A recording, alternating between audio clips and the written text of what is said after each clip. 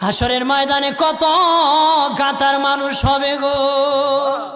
নবী বলেন আয়েশা, হাসরের ময়দানে মানুষ 120 কাতার মানুষ হবে। কয় কাতার?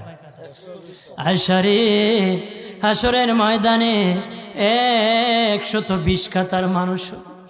আয়েশা সিদ্দিকা বলেন ইয়া রাসূলুল্লাহ, ইয়া রাসূলুল্লাহ, আমি জানতে চাই আপনার রাসূলুল্লাহর উম্মত কত কাতার হবে?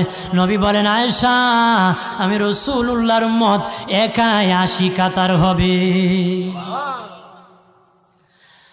আয়েশা বললেন ইয়া রাসূলুল্লাহ, দিনের নবীজি 80 কাতার দিয়ে আপনার উম্মত হবে, আপনার উম্মতকে কেমনে আপনি চিনবেন? নবী বলেন আয়েশা রে, আমার উম্মতকে 3টা পরিচয় আমি চিনব। 1 নম্বর পরিচয়, আমার উম্মতের কপাল থেকে নূর চমকাবে, নূর চমকাবে।